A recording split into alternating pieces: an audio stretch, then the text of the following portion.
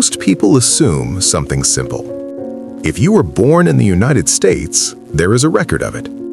A certificate, a date, a document filed somewhere in a government archive. But during the early 20th century, something strange began appearing in the records. Across the country, thousands of children showed up in census forms, school lists, and government documents. They had names, they had families, they had addresses. And on paper, they looked like every other American child. Except for one problem. When officials searched the place where every life is supposed to begin, the birth registry, there was nothing. No certificate, no filing, no proof they had ever been born. How did thousands of Americans end up existing in the system without ever officially entering it? The clerk pulled the birth ledger for the year he was born. Page by page, he checked the entries. There was nothing. No certificate. No filing. No entry in the log where every child born in that county was supposed to appear. At first, it looked like a mistake, but the clerk had seen this before. Across the United States in that same period, tens of thousands of people found themselves in the same position. Documented in one system, invisible in another. This is not a story about fraud or erasure in any dramatic sense.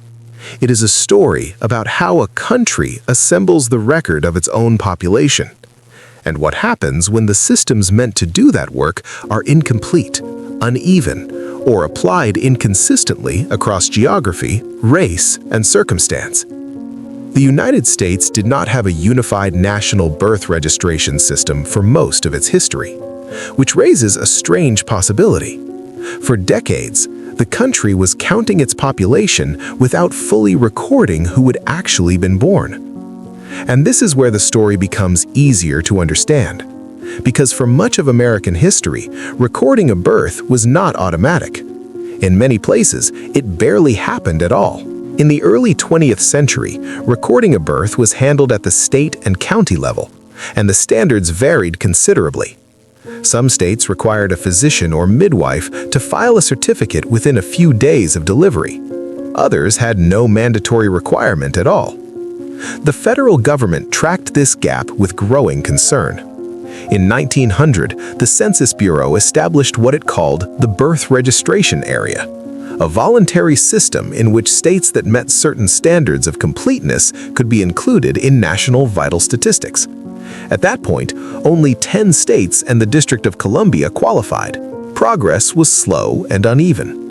Indiana joined in 1900. Pennsylvania took until 1906. The South lagged significantly. Mississippi did not join the birth registration area until 1919. Texas waited until 1933. That was the year the system was finally considered complete. All 48 contiguous states had joined. But even that designation said nothing about the quality of registration within those states. Meeting the federal standard meant achieving roughly 90% completeness in urban test registration areas. It said nothing about what was happening in rural counties, on farms, in the homes where a midwife or a grandmother delivered a child without any formal paperwork following. When the 1940 census was conducted, enumerators fanned out across the country and counted children who were, by that point, anywhere from infants to teenagers. These children appeared in census records. They had names, they had ages, they were recorded. But when researchers later attempted to match those census records against state birth registrations for the corresponding years, the numbers did not align. The gap was not small. In some communities, nearly 1 out of every 3 children entered the world without leaving any official trace behind. They were alive, but administratively, they did not yet exist in the system. In some rural counties in the South, it was likely higher. What this means, translated into human terms, is that a significant portion of the children alive in America during that period had entered the world without leaving any official trace of that entry. They existed in census records. They existed in school enrollment lists. They existed in the memories of families and communities. but they did not exist in the foundational document that the modern administrative state would eventually treat as the anchor of identity, the birth certificate. The populations most affected were not evenly distributed. Black children in the rural South were substantially underregistered. Children born on Native American reservations faced a different but parallel problem. Federal and state systems frequently failed to coordinate, and many births that were recorded within tribal or agency structures were not translated into state vital statistics. Children of migratory agricultural workers who moved seasonally across county and state lines often fell outside the reach of whatever local registration infrastructure existed. Children born at home, which was the majority of American births until around 1940, were dependent on whoever attended the birth choosing to file the appropriate paperwork. And that paperwork, in many areas, was either not widely understood or not consistently available. The problem came into sharp public focus during World War II. The Selective Service required documentation. Defense industries required documentation. A birth certificate, which had previously been largely incidental record, became functionally essential for millions of Americans almost overnight. Men who had lived their entire adult lives without needing to prove when or where they had been born suddenly discovered that the state had no record of them. The scramble that followed produced what were called delayed registrations, a formal mechanism by which a person could submit affidavits, sworn testimony, school records, family Bibles, baptismal certificates, or any other corroborating evidence to establish the fact of their birth and receive an official certificate after the fact. Between 1940 and 1960, hundreds of thousands of delayed birth certificates were filed across the United States. The process was not uniform. What a county clerk in Alabama required as proof was not necessarily what a county clerk in Ohio required. Some people navigated the system easily, particularly those with access to institutional records, church registries, hospital ledgers, school enrollment documents that had survived. Others found themselves unable to produce the threshold of evidence required, and in those cases, the administrative gap simply remained. There is something worth pausing on in that dynamic. The children who were most likely to go unregistered at birth were often, for reasons tied to geography, poverty, and racial segregation, the same children least likely to have attended schools that maintained reliable records, least likely to have been delivered in hospitals that kept files, and least likely to have the social capital to navigate a bureaucratic claims process decades later. The unregistered birth was not evenly distributed. It tracked the contours of American inequality in ways that were structural rather than intentional, but consequential nonetheless. What the records reflect, when you look at this period carefully, is something about the architecture of documentation itself. A birth certificate is not a natural artifact of birth.